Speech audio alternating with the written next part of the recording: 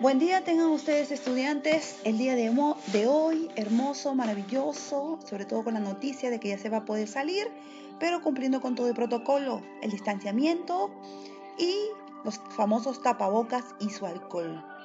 Continuamos nuestra clase, chicos y chicas. Vamos a hablar sobre la Edad de Oro española, parte 3, específicamente la narrativa. ¿Cómo se dio en la narrativa esta Edad de Oro? Este auge económico, este auge de muchos escritores, muchos artistas. Edad de Oro española, narrativa. La narrativa de la Edad de Oro se caracterizó o se basó en la prosa. En España se deriva de fuentes orientales cuya principal obra fue Las Mil y una Noches, obra famosísima, que llega a Europa debido a la invasión musulmana antes del Renacimiento.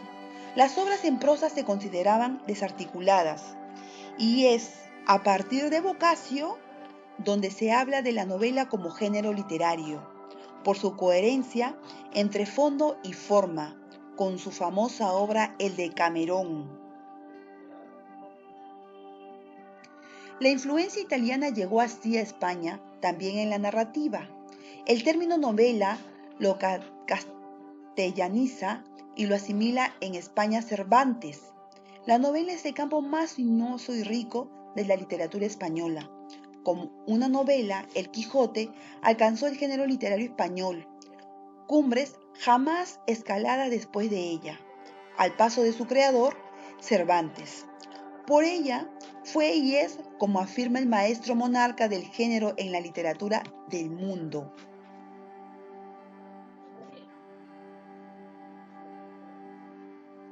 Existieron varios tipos de novelas en España, tales como las novelas de caballería, ejemplo, El Amadís de Gaudí, Anónima, las novelas pastoriles, Diana, de Jorge Montemayor, las novelas moriscas, Historia de Abindarres y Jarifa, Antonio de Villegas, la nueva novela, El ingenioso hidalgo Don Quijote de la Mancha. La novela picaresca es un antecedente propio de la novela costumbrista y del realismo español. Su protagonista es un personaje pícaro que busca sobrevivir. Tiene las siguientes escrituras: forma autobiográfica, compuesta en primera persona. El protagonista hace confesiones desvergonzadas de sus propias peripecias. Episodios independientes, los relatos son aventuras independientes, ligados solo por la presencia del pícaro en todos ellos. Obras representativas tenemos El Lazarillo de Tormes, 1553, que es anónima, Riconete y Cartadillo, 1613, de Miguel Cervantes Saavedra. El Lazarillo de Tormes. La novela se centra en la figura de Lázaro, quien en primera persona narra su vida desordenada. Lázaro es un pícaro y astuto personaje que debe engañar a otros para poder vivir. El autor posiblemente fue escrito por Alfonso Valdés o Juan Ortega. No se sabe, se considera autor anónimo, es un supuesto. Su género narrativo. Su especie literaria es una novela picaresca. Su estructura cuenta con un prólogo y 7 tratados. Sus escenarios son Salamanca y Toledo. El tema principal, la honra y la pobreza. Los temas son secundarios, como la crítica al clero, la violencia y la venganza, la posición de las clases sociales. Esa es la novela picaresca. Los personajes, Lázaro. Pero Lázaro tenía varios amos, como es un ciego, un clérigo, un escudero, el fraile de Merced, un buldero, un capellán, un panadero, un alguacil y un arcipreste. Imagínense ustedes todos los amos por los cuales pasó Lázaro para poder sobrevivir. Leamos el argumento.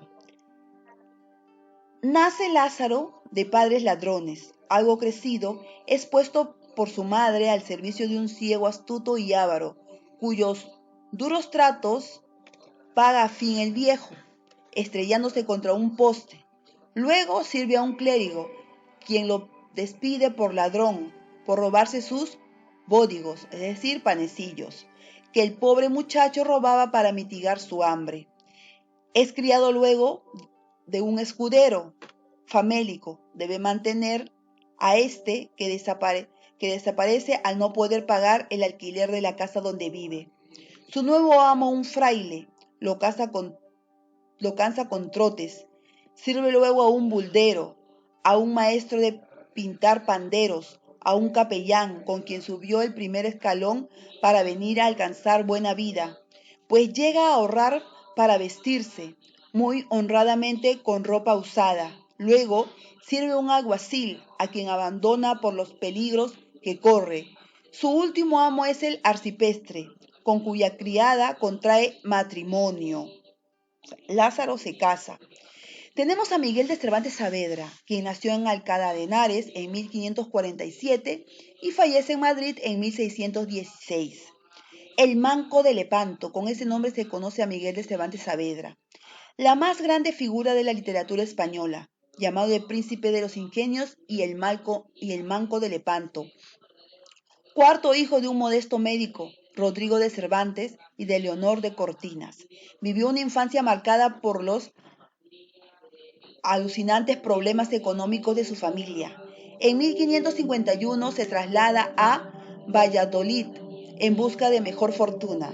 En el año 1570 fue soldado y debido a las heridas de la batalla de Lepanto, su mano izquierda quedó anquilosada. Por eso se le llama el Manco de Lepanto, por la batalla de Lepanto.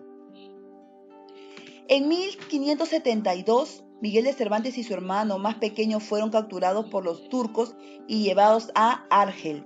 En 1605 publicó la primera parte del ingenioso hidalgo Don Quijote de la Mancha.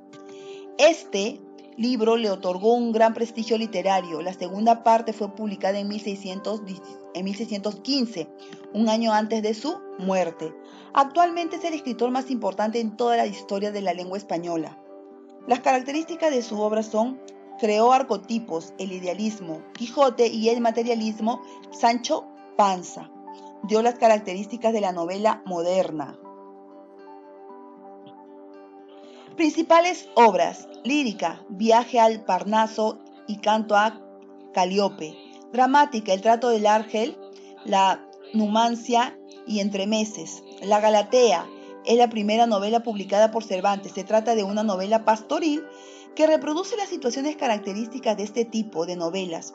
Unos pastores idealizados exponen sus problemas amorosos en el marco de una naturaleza idílica. Narrativas: tenemos novelas ejemplares. Son un conjunto de 12 novelas cortas de cuya lectura puede extraerse, según Cervantes, una enseñanza moral. A este propósito didáctico obedece el adjetivo ejemplares. Entre las más célebres se encuentran Riconete y Cortadillo, La gitanilla, El celoso extremo y El licenciado Vidrera. ¿Sabían ustedes que El Quijote fue escrita con el fin de acabar con la manía de entonces, la lectura de los libros de caballería? Con esa finalidad fue escrita El Quijote. El ingenioso hidalgo Don Quijote de la Mancha es la obra cumbre de Cervantes. Sus dos protagonistas se han convertido en símbolos de dos posturas del ser humano: la idealista, que ensalza los valores del espíritu, y la materialista, que aprecia el sentido práctico de la vida. Idealista, Don Quijote; materialista, Sancho Panza. Autor: Miguel de Cervantes Saavedra. El género: narrativo. Su especie es una novela. Tema principal: idealismo, Quijote, y materialismo, Sancho Panza. Tema secundario: la justicia, la libertad, facetas del ser humano. La estructura consta de dos partes. La primera parte, publicaciones en 1605, narra cómo Don Quijote se hace caballero y relata diversas aventuras. Segunda parte, fue publicada en 1615. Se relatan nuevas y disparadas aventuras y su muerte. Personajes principales: Don Quijote, Sancho Panza, Dulcinea del Toboso, Aldonza, Lorenzo. Personajes secundarios: el cura, el barbero, el ama y la sobrina del hidalgo, el bachiller Sansón Carrasco. ¿Sabían que El Quijote es la primera novela de concepción moderna de la literatura universal? En esta obra las aventuras se desarrollan no como meros episodios aislados, sino engarzados, constituyendo una estructura orgánica. Hasta ese momento, la producción novelesca la caballería picaresca pastoril, narraba hechos desvinculados entre sí, interrelacionados por un hilo conductor, generalmente el personaje central, aunque sin llegara a constituir una unidad estructural. Leamos y analicemos antes. ¿Qué opinan sobre las novelas caballerescas? ¿Les gustan? ¿Han visto ustedes algunas novelas caballerescas? Hay inclusive hasta películas en el oeste, ¿no? Van a subrayar las ideas principales de cada párrafo. El Don Quijote de la Mancha, fragmento, capítulo 7. Del buen suceso que el valeroso Don Quijote tuvo en la espantable y jamás imaginable aventura de los molinos de viento, con otros sucesos dignos de felices recordación.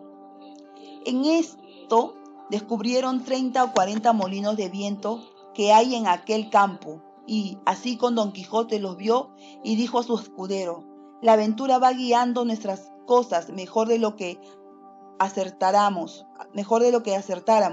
a desear, porque ves allí, amigo Sancho Panza, donde se descubre 30 o pocas más desaforados gigantes, con quien pienso hacer batalla y quitarles a todos la vida, con cuyos despojos comenzaremos a enriquecer, que esta es buena guerra, y es gran servicio de Dios quitar tan mala simiente de sobre la faz de la tierra. ¿Qué gigantes?, dijo Sancho. Aquellos que allí ves, respondió su amo, de los brazos largos, que los suelen tener algunos de casi 2 leguas.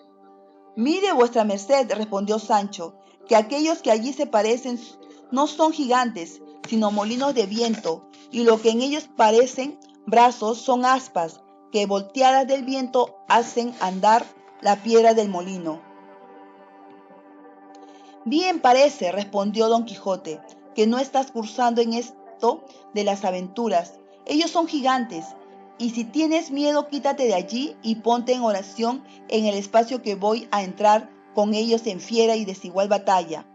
Y diciendo esto, dio las espuelas a su caballo Rocinante, sin atender a las voces que su escudero Sancho le daba, advirtiéndole que, sin duda alguna, eran molinos de viento y no gigantes aquellos que iba a cometer.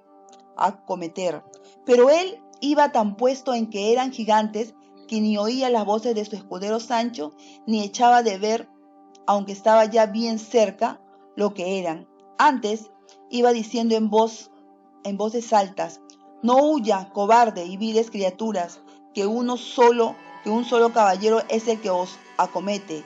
Se levantó en esto un poco de viento y las grandes aspas comenzaron a moverse, lo cual visto por Don Quijote dijo: pues, aunque mováis más brazos que los del gigante briarero, me lo habéis de pagar. Y diciendo esto y encontrándose de todo corazón a su señora Dulcinea, pidiendo que en tal trance le socorriese, bien cubierto de su rodela, con la lanza en el ristre, arremetió a todos el galope de Rocinante y embestió con el primer molino que estaba delante, y dándole una lanza en la aspa, lo volvió el viento con tanta furia que hizo las lanzas pedazos, llevándose tras sí el caballo y al caballero, que fue rodando muy maltrecho por el campo. Acudió Sancho Panza a socorrerle a todo el correr de su asno, y cuando llegó halló que no se podía menear. Tal fue el golpe que dio con el Rocinante. Bueno, chicos, esto fue un pequeño fragmento de Don Quijote de la Mancha. Ustedes van a resolver sus actividades después de la lectura y la van a enviar en el tiempo determinado. Confío en la responsabilidad de cada uno de ustedes, estudiantes. Cuídense y conmigo será hasta una próxima oportunidad. Bendiciones, chicos.